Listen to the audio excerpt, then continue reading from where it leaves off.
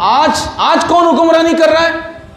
3 واقعات پے در پہ اس ایک ہفتے کے اندر قرآن مجید فرقان حکیم کو جلانے کے پاکستان میں ہوئے، بے حرمتی ہوئی، قرآن کریم کو یہاں پاکستان کراچی کے اندر صدر میں بلڈنگ سے اوپر سے پھینک دیا گیا معاذ اللہ۔ کسی کا دل دہلا؟ میڈیا نے خبر لگائی کہ اسلام آباد لرز گیا قرآن کی بے حرمتی سے؟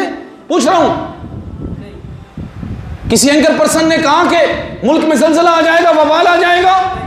نہیں، لیکن پاکستان کے چیف جسٹس نے سوموٹو ایکشن لیا، قرآن جلانے پر نہیں، قرآن کی بے حرمتی پہ نہیں۔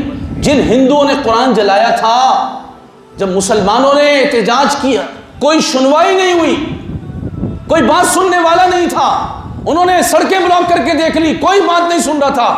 بالآخر انہوں نے ہندوؤں کے اپنے ہاتھ سے گھڑے ہوئے وہ بت، وہ انہوں نے جا کر جب پاش کیے، انہوں نے اس مندر پر حلہ بولا، اور ان کا حق تھا، جب ان کی کوئی سنوائی نہیں کر رہا تھا تو وہ کیا کرتے؟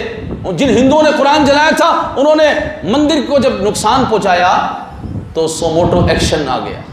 کس بات کا؟ کہ یہ کیوں ہوا؟ کہتا ہے کہ ہندوؤں کی دل آزاری ہوئی، قرآن جلنے سے رسول اللہ کی دل آزاری نہیں ہوئی ہوگی؟ مسلمانوں کی دل آزاری نہیں ہوئی ہوگی؟ تمہارا دل کیا ہے؟ تم کون ہو؟ تم کون ہو کہ تم یہ کہہ رہے ہو کہ ہندوؤں کی دل آزاری ہوئی ہوگی؟ تو جب رسول اللہ نے کعبے میں 360 بتوں کو گرایا تھا تو اس سے بھی ہندوؤں کی دل آزاری ہوئی تھی؟ بتاؤ نا، جب حضرت علی المرتضیٰ کو حضور نے فرمایا اس طرح سے اس بت کو گرا دو، جدوں رسول اللہ نے حضرت مولا کائنات نو اتنے چڑھایا نا چھت تے او پتل دا بڑے ہویا تے زمین تک او دے نال لوہے دیاں میخاں لگی ہوئے سن، حبل بت وڈا سارا تو بت انہاں دا۔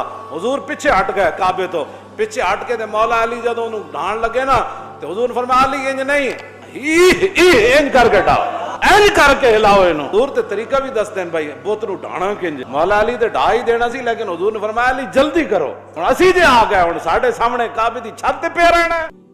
تمہارے فلسفے کے مطابق تو پھر ہندوؤں کی دل آزاری ہوئی ہوگی۔ اور پھر آپ دیکھیں کہ رات میں نے خبر پڑھی کہ وہ مندر جو توحید کے ان پرستاروں نے، حضور کے غلاموں نے توڑا تھا قرآن کی محبت میں، اس کی تزئین و آرائش کا کام 3 دن میں مکمل کر دیا گیا، وہ بھگوان پھر بنا دیے گئے۔ یہ ہے نیا پاکستان، یہ بلاول کا پاکستان جس نے مورتیوں پہ دودھ چڑھایا تھا، یہ نواز شریف کا پاکستان جس نے قادیانیوں کو بہن بھائی کہا تھا۔ سمجھ رہے ہیں بات؟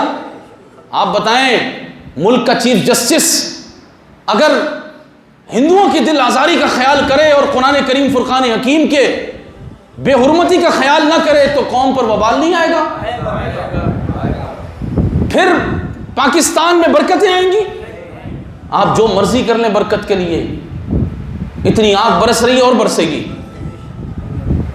لیکن آپ اور میں اپنے آپ سے تو پوچھیں کہ ہمارا کردار کیا ہے؟ ہمارا کردار کیا ہے؟ ہم نے کن لوگوں کو منتخب کرنے کا ارادہ کیا ہے؟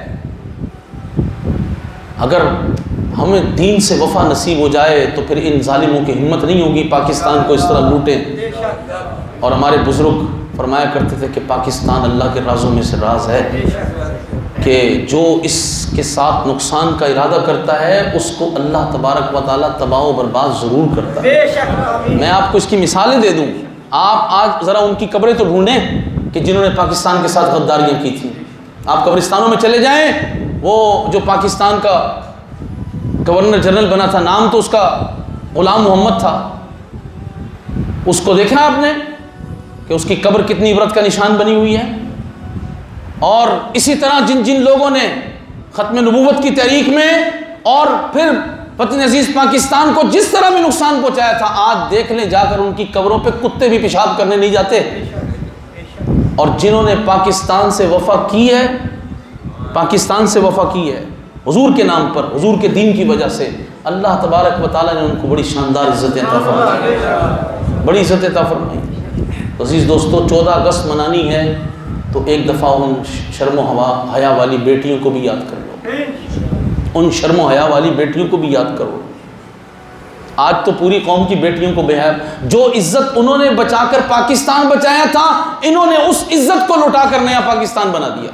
میرا جسم میری مرضی. لیکن آپ کا میرا مسئلہ یہ نہیں ہے. آپ کا میرا مسئلہ ہے پیٹ، یہ بھرنا چاہیے، گھر میں خوشیاں آنی چاہیے. پاکستان میں جو ہو رہا ہے ہونے دو. ہماری عزت پاکستان سے اور پاکستان کی عزت رسول اللہ سے ہے. اگر حضور کی عزت و ناموس کی پہرے داری ہے تو پاکستان ترقی کرے گا، اور وہ ہم نے انشاءاللہ پہرا دینا ہے. وہ ہم نے پہرا. 4-5 آدمی ایسے ہاتھ کھڑے، میں نے پچھلے جمعے بھی آپ کو سمجھایا تھا اچھی طرح سے کہ حضور کا نام آ جائے، دین کا نام آ جائے تو ان ہاتھوں کو کھڑے کر دیا کریں، ورنہ کسی ظالم کے آگے آپ کو ہاتھ کھڑے کرنے پڑ جائیں گے، اس طرح پھر گرفتار ہو جاؤ گے آپ.